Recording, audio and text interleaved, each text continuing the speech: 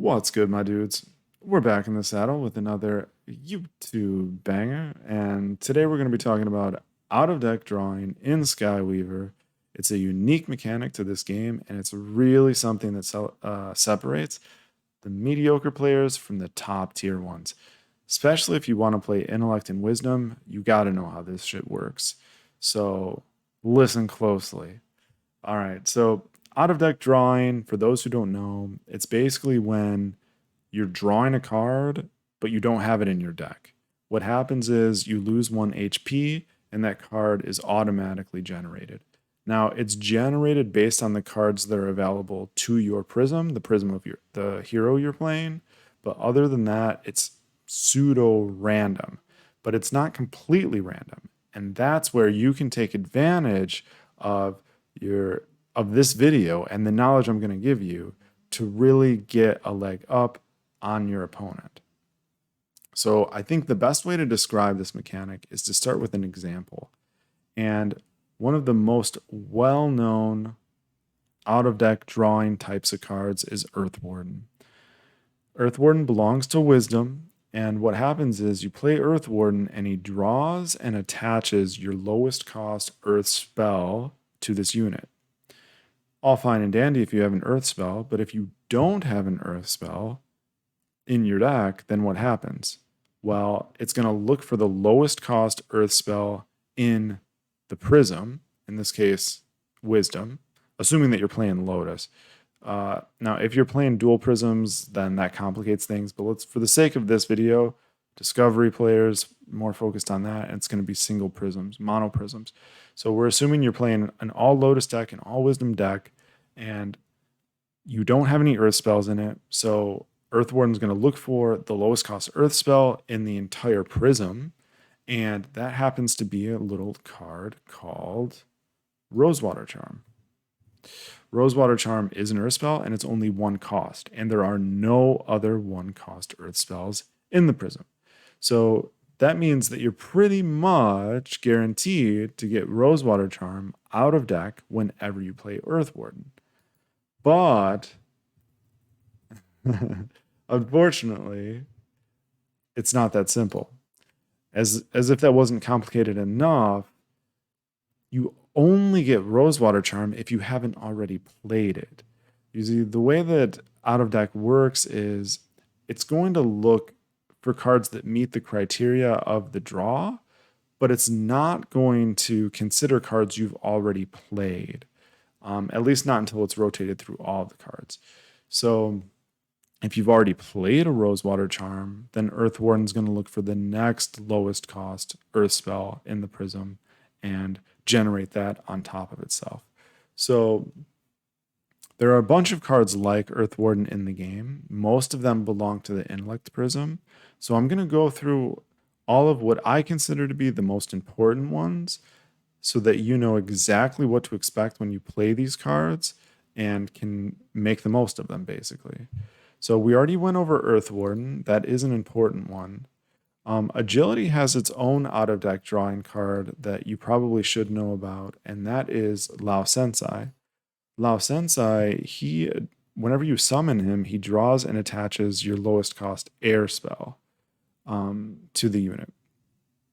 So again, it's going to look for the cheapest air spells in the green prism, and those happen to be Samya Speed and Air Rune. So you're going to get one of those. It's a 50-50 for the most part, unless you've already played one, because remember, out of deck draws, they look for cards you haven't already played. So if you've already played, for example, the Samya Speed, you're guaranteed to get an Air Rune off of Lao Sensei, which can be super useful if you need a silence. So yeah, knowing that Lao Sensei draws you one of those 2 cards out of deck is very useful. And then we're on to all the Intellect cards. Intellect has a bunch of these out of deck guys. So if you want to play the Blue Prism, you have to know this stuff. If you want to play it well. So the first one's Ari's Insight. Ari's Insight's probably confusing to new players.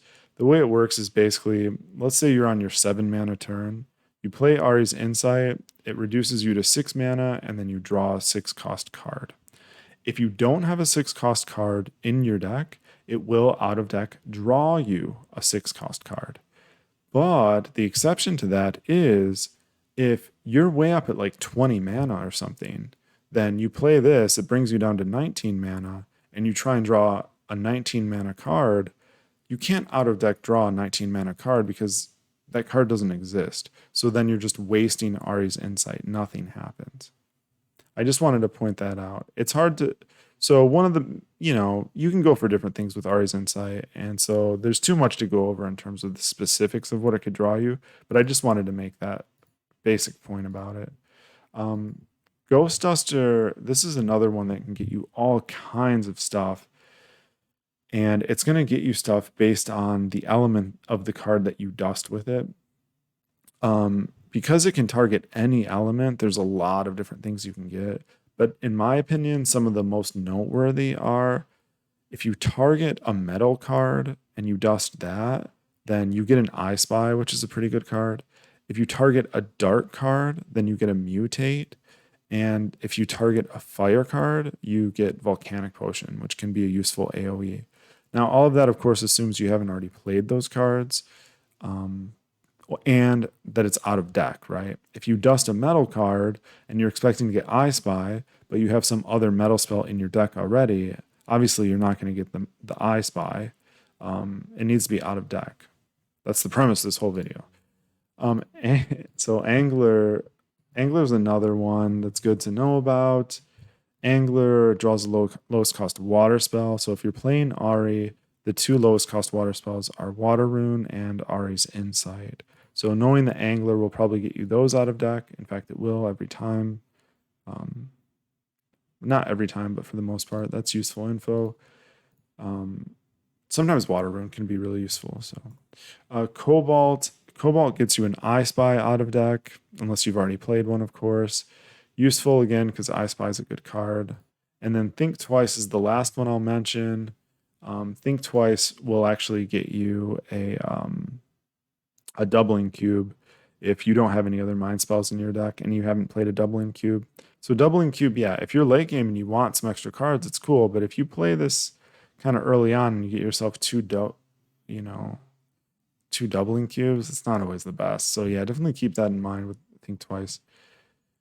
Anyway, those are the main ones I wanted to go over. Hopefully you guys found this kind of useful. I know this stuff can be super confusing, even for me as someone who's been playing for a while.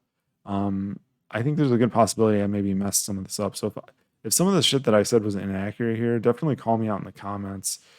But hopefully I at least clarified a few things. If you liked the video, hit like, hit the subscribe button, of course. And until next time, peace out.